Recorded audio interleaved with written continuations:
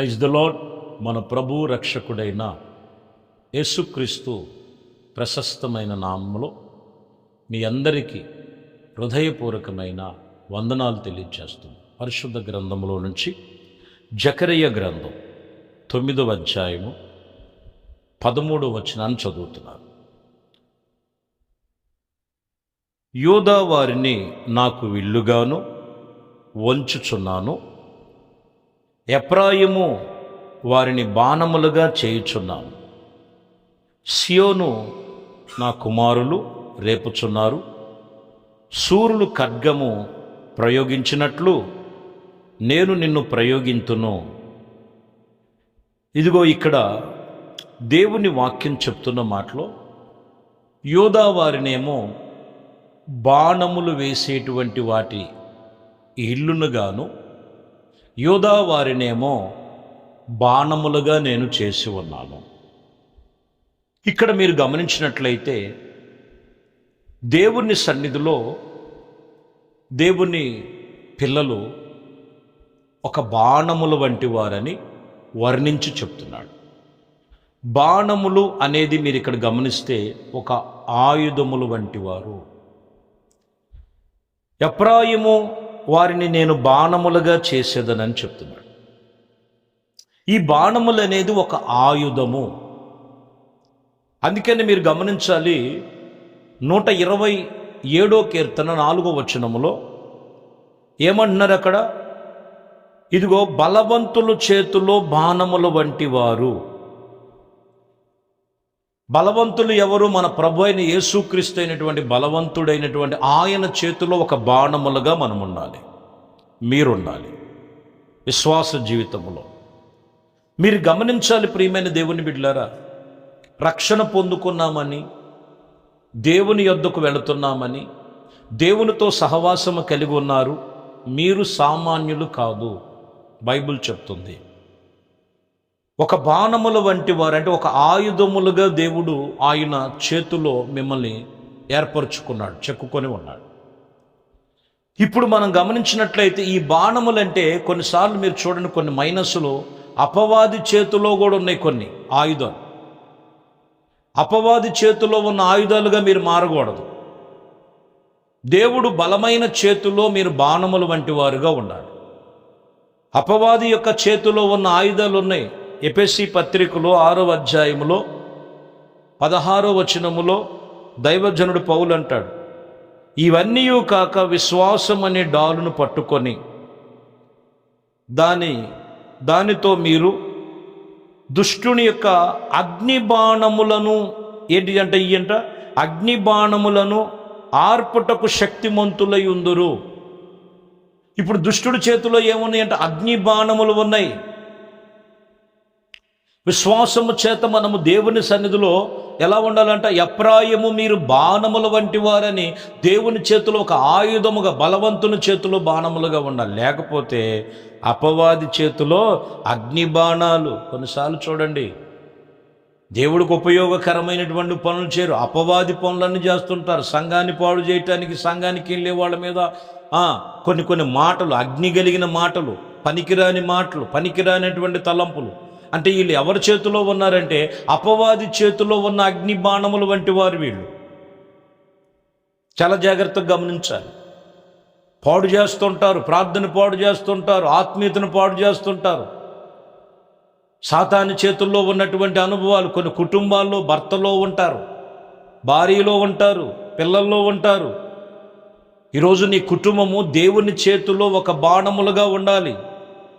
దేవుడు పని విషయములో, ప్రార్థన విషయములో, ఆత్మీయ విషయములో వ్యతిరేకమైనటువంటి బాణాలుగా ఉండకూడదు. ఇవి అగ్ని బాణాలు. సాతాను చేతుల్లో ఉన్నటువంటి అనుభవాలు కనపడుతున్నాయి. అందుకనే కీర్తన గ్రంథము 91వ కీర్తన 5వ వచనములో మీరు చదివితే, రాత్రి వేళ కలుగు భయాలు ఉన్నాయి, పగటి వేళ ఎగురు బాణములకైన అంటాడు అక్కడ. పగటి వేళ ఎగురు బాణములు ఉన్నాయి. పాడు చేసేవి ఇవన్నీ. పాడు చేసేటువంటి ఆయుధాలు కాదు. మనం యేసుక్రీస్తు రక్తము చేత కడగబడి ఆయన చేతుల్లో బలమైనటువంటి ఆయుధాలుగా ఉండటానికి దేవుడు మనల్ని నియమించుకొని ఉన్నారు. ప్రియమైన దేవుని బిడ్డలారా, చూడండి, సమూయేలు గ్రంథం, మొదటి సమూయేలు గ్రంథములో 20వ అధ్యాయం 20వ వచనం చూస్తే ఇక్కడ మనం గమనించాలి, గురి చూసి ప్రయోగించినట్లు నేను 3 బాణములను దాని ప్రక్కన కొట్టెను. ఇక్కడ మీరు గమనించాలి, గురి చూసి ప్రయోగించే బాణములుగా ఉండాలి. ఈ బాణములకు ఉండవలసినటువంటి ఏంటిదంటే గురి. ఈ గురి ఎవరనంటే మన ప్రభు అయిన యేసుక్రీస్తే మనకు గురి అయి ఉన్నాడు. మన ప్రభు అయిన యేసుక్రీస్తే మనకు గురి అయి ఉన్నాడండి. చాలా జాగ్రత్తగా గమనించాలి. యేసు ప్రభు వారు మనకి గురి కలిగినటువంటి ఆయన కృపలో మనల్ని స్థిరపరచుటకు గొప్ప దేవుడై ఉన్నాడు. చాలా జాగ్రత్తగా గమనించాలి. అందుకని వాక్యం చెప్తున్నటువంటి విషయంలో ఆత్మ సంబంధమైన విషయాలను గురించి మనకు తెలియజేస్తున్నమాట. ఇప్పుడు మనం గురి నిలుపుకున్నది దేవుడి మీదన, లోక సంబంధమైన వాటి మీద నువ్వు గుర్తుంచుకోవాలి. ఏ ఆయుధముగా ఉండాలి, ఏ ఆయుధముగా ఉన్నావు, చాలా జాగ్రత్త. వాక్యం చెప్తున్నటువంటి విషయములో దేవుడు ఆత్మ సంబంధమైన విషయాలను మనతో చెప్తున్నటువంటి మాటలు మీరు జ్ఞాపకం చేసుకోవాలి ప్రియమైన దేవుని బిడ్డలారా. ఒకటి, మనము లేఖనము సెలవిచ్చినటువంటి మాటల్లో గురి కలిగిన ఆయుధముగా ఉండాలి. గురి కలిగిన ఆయుధముగా ఉండాలి. అందుకని కీర్తన గ్రంథములో 16వ అధ్యాయం 8వ వచనంలో చదువుతున్నాం, సదాకాలము యెహోవా యందు నా గురి నిలుపుకొని ఉన్నాను, ఆయన నా కుడిపార్శ్వమందు ఉన్నాడు గనుక నేను కదల్చబడను. ఈ భక్తుడు నేను కదల్చబడనని చెప్తున్నాడు. ఎందుకో తెలుసా? సదాకాలము దేవుడి మీదే గురి నిలుపుకొని ఉన్నాడు. గురి నిలుపుకొని ఉన్నాడు. ఈరోజు వాక్యము చెప్తున్నటువంటి మాటల్లో గమనించాలి. ఎఫ్రాయిము ఇదిగో ఒక బాణముల వంటి వారుగా ఉన్నారు. దేవుడి చేతుల్లో బలమైనటువంటి ఆయుధముగా ఉండాలి. రెండోది మనం గమనించాలి, ఏమై ఉన్నదంటే దేవుని మీదే గురి పెట్టుకున్న ఆయుధముగా ఉండాలి. లేకపోతే అపవాది చేతుల్లో పడిపోయే అవకాశాలు ఉన్నాయి. మూడోది, ఇక్కడ మనం చూసినట్లయితే సదాకాలము దేవుడి మీదే గురి నిలుపుకున్నాడు కాబట్టి నేను కదల్చబడను. ఈరోజు మనం చాలా జాగ్రత్తగా ఆత్మీయ జీవితంలో నిన్ను ఒక ఆయుధముగా దేవుడు చేశాడు. ఇంకా మనం చూస్తే వాడుగల మరి బాణముల వంటి వారు అంటాడు ఆయన. వాడుగలగా కలిగిన బాణములంటే ఏంటో తెలుసండి? పదును కలిగినది. పదును కలిగి ఆయుధము పదును లేకపోతే, మొద్దుబారిపోతే తన బలమంతా ఉపయోగించబడవలసిన పరిస్థితి వస్తుంది. షార్ప్నెస్ లేకపోతే, పదును లేకపోతే. అందుకనే ప్రతిరోజు వాక్యముతో మనకి పదును పెడుతుంటాడు దేవుడు. ఆత్మీయ జీవితంలో సమ్మగిల్లిపోకూడదు, ప్రార్థన జీవితంలో వెనకబడిపోకూడదు, సంఘానికి దూరం అయిపోకూడదు. యేసు రాకడ సమీపంగా ఉంది. యేసు రక్తము చేత కడగబడినటువంటి ప్రతి ఒక్కరూ దేవుని చేతుల్లో ఒక ఆయుధములుగా ఉపయోగించబడాలి. అంతేగాని సాతాను చేతుల్లో ఒక కీలు బొమ్మగా తిరగకూడదండి. అపవాది చేతుల్లో నుంచి తప్పించాలి. అందుకని వాక్యం చెప్తున్నమాట, మీరు ఆయన చేతిలో ఒక ఆయుధము వంటి వారు. బాణములకు ఉండవలసింది ఏంటంటే, ఆ ఆయుధానికి ఉండవలసింది గురి, యేసుక్రీస్తు మీద గురి. రెండోది, నువ్వు షార్ప్నెస్ అంటే పదును కలిగిన ఆయుధంగా ఉండాలి. అప్పుడు నువ్వు చేసే ప్రతి ఒక్కటి అక్కడ షార్ప్గా ఉండటం, దేవుడు ఆత్మీయతలో స్థిరపరచబడతాం. చాలామంది ప్రార్థన చేస్తుంటారు, ఆత్మీయతలో నడిపించబడుతుంటారు, కానీ ఏమున్నదంట? మొదటి ఉన్న ఆసక్తి తుదమట్టుకోండి. అందుకనే మీరు మాందులు కాక, మీకు కలిగిన వైరాగ్యం, మీకు కలిగినటువంటి ఆసక్తి, అవనే మోసపుచ్చాడు సాతాను. కాబట్టి మీకున్న సరళత నుంచి పాడు చేయనేమో అని నాకు భయంగా ఉందని దైవజనుడు పౌలు.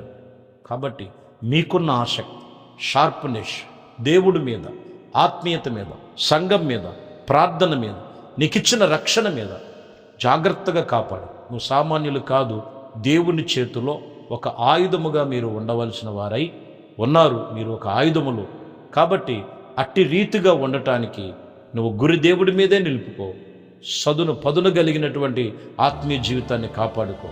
దేవుడు నిన్ను అన్ని విషయాల్లో కూడా ఆయన నిన్ను ఒక బలవంతుడు చేతుల్లో బాణములు వంటి వారిగా నిన్ను చేసెను. ఆయన కృప నీకు తోడయుండి మనకందరికీ కార్యములు సఫలపరచబడును గాక. ప్రార్థించాలి. మహాపరిశుద్ధుడా, ప్రేమ కలిగిన తండ్రి, ఇదిగోనైనా ఎఫ్రాయిము మీరు బాణములు వంటి వారని వాక్యం చెప్తున్న మాట. బాణములకు ఆయుధములు ఉండవలసింది బలవంతుని చేతులు. బలవంతుని చేతులు, ఆ బలవంతుడు నీవే అని బైబిల్ చెప్తుంది. యేసయ్య, అలాగునే ఈ ఆయుధానికి ఉండవలసినటువంటి మొదటి లక్షణం, గురి మీ మీదే నిలుపుకోవాలి. గురి మీ మీదే నిలుపు. ఎందుకంటే మీరు ప్రయోగించాలి. ఇదిగో నాయన నా ప్రభువా. రెండోది షార్ప్నెస్, పదును కలిగినటువంటిదిగా.